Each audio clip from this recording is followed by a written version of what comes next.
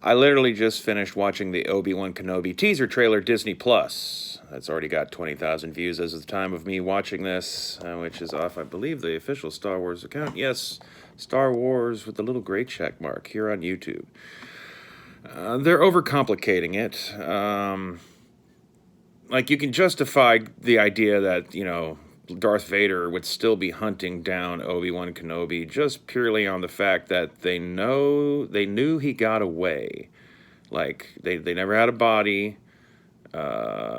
He kicked Anakin's ass and then walked off. So they know he's out there. Maybe perhaps that's why the Inquisitors are there, but visually especially, just like what an interesting ongoing attempt to kind of make the live-action Disney series kind of more spin-offs of Dave Filoni's cartoons in a way than they are spin-offs of the actual Star Wars movies. I guess if anything, that lady Kathleen Kennedy hired that used to be Harvey Weinstein's secretary, who's making that like Dark Side show. I can't remember what it's called now. They announced it however many years ago at one of those Disney conventions. That show, like, at least, I mean, that one might be a little detached from the Filoniverse. I mean, I liked Rebels, and I liked 60% of Clone Wars. But like, I guess they gotta make these shows out of something. But they just need simpler plots. It doesn't need to have all these extra moving parts. Darth Vader has enough reason to still want to try to figure out what the hell happened to Obi-Wan Kenobi and get revenge. And Obi-Wan Kenobi maybe needing to leave Tatooine so it keeps Vader off the scent trail of accidentally picking up the Force presence of his son. That kind of thing. This shouldn't be super fucking complicated. I wouldn't try to conspire to work in Jimmy Smits and have Obi-Wan actually maybe meet young Leia or something, because I don't think that would necessarily conflict with anything seen or said in the movies. And also, Vader's line about, I haven't felt this presence since, or, however exactly it was phrased. That doesn't necessarily mean Mustafar. So gives you wiggle room. There is kind of a Rogue One-ness of how many Star Wars movies or spin-offs are we going to make based off of throwaway bits of dialogue in Star Wars A New Hope? I guess only time will tell on that one. Boba Fett, also, way too overcomplicated. Too much stuff, too many moving parts. All you had to do was just make a badass Clint Eastwood Western about a guy who doesn't talk much, who wears a helmet.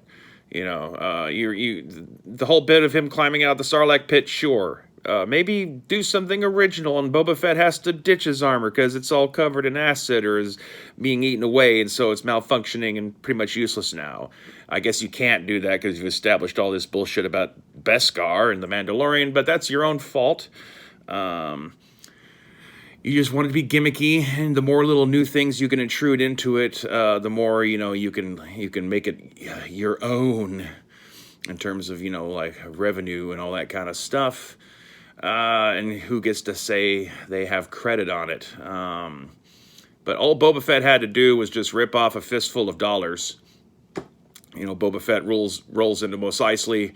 Jabba the Hutt just died. There's a struggle between the various criminal factions that are starting to split off from each other and trying to control Mos Eisley, and Boba Fett basically just plays them against each other to make a fistful of dollars and afford to get a new ship and re-equip himself, and it ends with him leaving Tatooine. The end. What we got instead, it's ironically there are touches of samurai movies in there and references to Yojimbo, but not the right references, I would say. So, well, whatever.